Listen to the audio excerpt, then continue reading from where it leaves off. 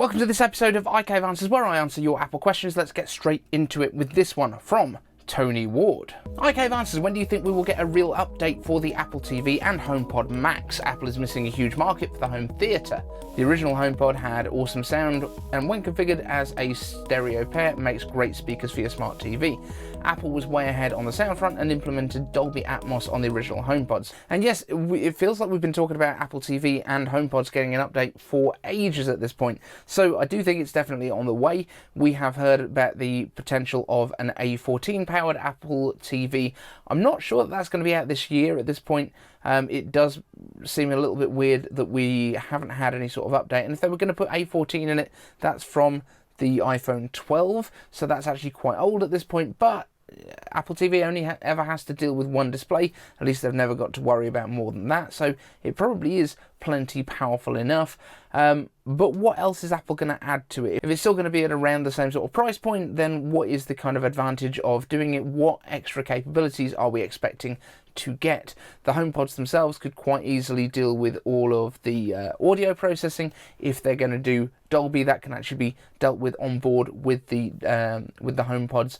And originally, the HomePods did have a lot of software built in there for kind of calculating the size and the positioning within a room, so that all makes sense.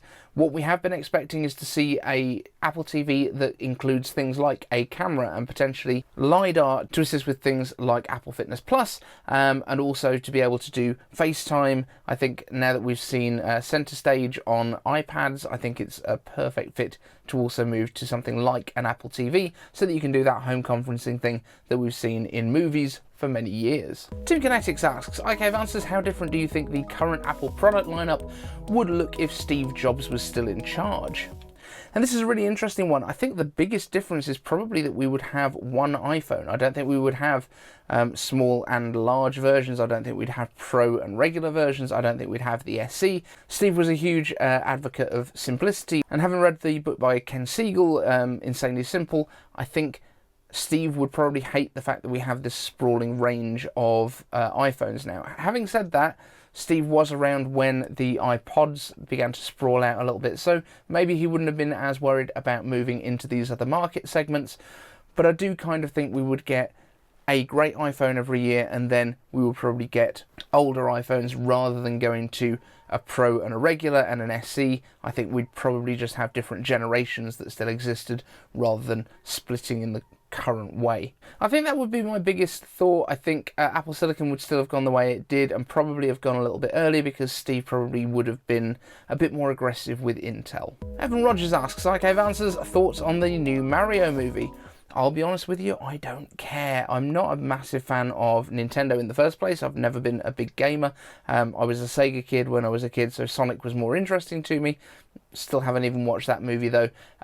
The big controversy seems to be around the voice of having Chris Pratt playing Mario, and yet the original voice of Mario is in the credits for the movie, so why not just use him? Alan B Unboxings and News asks, iCave Answers, hello Dave, I have a great question. Will Apple bring back the AirPort Extreme and the iMac Pro? Okay, so two very different questions there. I believe that one of my suggestions from the past, which was that the HomePod Minis become mesh routers for Apple devices, has sort of come true, but on the Alexa side, I think you can now use either Alexa speakers or it might be the Google ones, the Google Nest speakers, whatever they call them, Google Dot, Alexa Dot, I don't know. There's a lot of them and they're all better at voice recognition than Siri, it seems.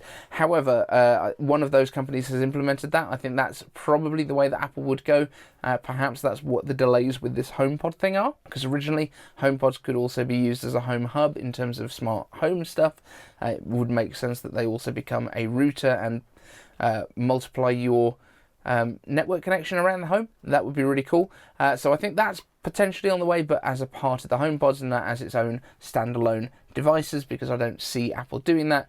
And iMac Pro, I really don't think we're ever going to see that again, even though Mark Gurman seems to think we will, based on some of his newsletters. I don't see that happening at all. I think that the iMac is the consumer one, which is what it originally was. It's always been a consumer device, and then if you wanted a Pro device, you would go to the Mac Pro, because it's got Pro in it, or the MacBook Pro if you're out and about. So I don't think iMac Pro is coming back. It was very much a stopgap measure that was purely there just to fill in the gaps until Apple managed to make the 2019 Mac Pro that they then immediately abandoned. Megan asks, I gave answers. My first answers question. There were several rumours floating around last May about a delayed Studio Display Pro. The rumours pointed to a full release, but I've heard nothing about it since. What are your thoughts on the mini LED variable refresh rate monitor of our dreams? Now, we do actually have some news on this. I believe Ross Young has mentioned that that was intended to be coming out around about October time. Hooray! But it's also been delayed again, I believe, so we're now looking at probably a spring launch on this, which potentially might delay the Mac Pro as well, but we'll be talking about that in a moment. But spring is when we would be expecting to get the new generation of the Mac Studio, so it wouldn't be a bad thing for it to come out alongside that regardless. Evan Rogers asks, do you think the dynamic island will migrate to the iPad or Mac lineups? I do think it will. I think Apple kind of likes this dynamic island. I think it's a really nice way of hiding the camera, also the rest of the FaceTime stuff, although it just depends what they're going to do with FaceTime. Is that something that they want to bring to the Macs? I think it would work really well for a laptop. And everyone sort of questioned for payments and things that you would have to touch something. Yeah, why bother going to Face ID rather than going to Touch ID? But this situation already happens with the iPhones. So Face ID is used on the phones because A, it's more secure in terms of the number of false positives and the false openings, and it's also more convenient, and it would be just as more convenient on a Mac when you sit down and it unlocks as much as it would be on an iPhone. So I'm not really sure why it's a question for people. But also, yes, I do think it will come to the iPads as well. It's just whether it's going to come on the side or at the top, depending if you're in landscape or it'd be great for it to actually move into that landscape orientation, especially on the Pro iPads, maybe as the default, maybe not on the cheaper ones. I'm not sure. I don't think Apple knows which way around they want it to be either. Lars Anderson asks, I gave answers, you're fitting a Mac Mini inside a Macintosh Classic. Would it also work nicely to put an Apple Silicon Mac Mini logic board inside a silver Mac Pro 2013? Has anyone done this before? Now, 2013, I'm sure, is when the trash can came out, which, yeah, you could do that, but you'd have to rip pretty much everything out of it. But when you say silver, that doesn't make sense with a trash can Mac Pro. So I'm guessing you actually mean the big old G5 Power Mac, then became the Mac Pro, the big cheese grater one, the original cheese grater. If that's the case, that's basically been used as a base for countless Hackintoshes. I don't know if anyone's put Apple Silicon in there, but yeah, Hackintoshing has been in those for a long time, so it wouldn't be super innovative, I don't think. However, I don't think anyone's put Apple Silicon in one of these yet, and that is what we're doing. I've actually been doing some work on that today in terms of preparing the content and things around that. So if you're interested in that, make sure you hit that subscribe button. Project 91 is coming. That's when that thing came out, 1991. It's going to be fast. ForceMaster06 asks, I gave answers, when will the new MacBook Pros be released? I think we're going to see them this month. I don't think there's too much controversy on that anymore. I've been saying it forever. Basically, since Apple Silicon came out, I've said that they're going to make it an annual update cycle. Everyone's argued with me about it. They said there was no way that it was going to happen. I'm pretty sure it's going to happen this month.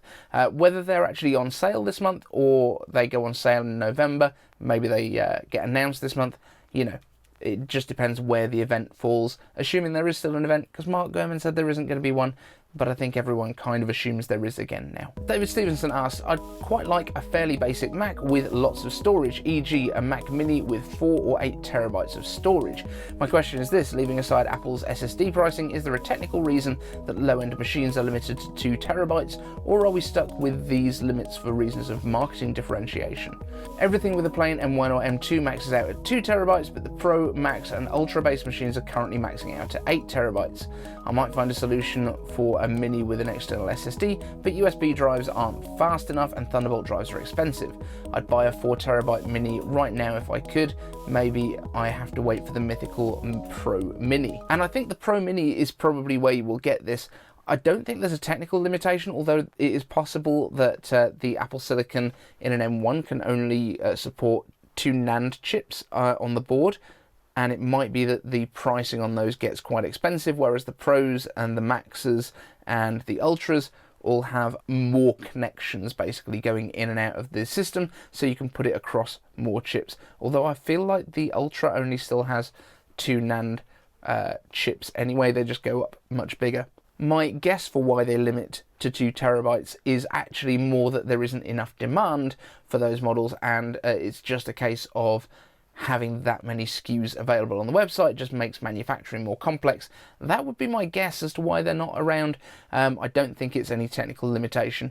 In terms of storage, how much of that storage are you actually actively using? I don't know many people that use 4 terabytes of storage where all of it is active a lot of the time. I would say that there's a lot of stuff that you can probably archive onto even spinning drives, or at least cheaper SSDs externally, and then just keep what you're using regularly on the internal drives. That's certainly what I do with my Mac Mini, and I've been working with the 256 gig one since it was released, and I've really not had any major issues with that.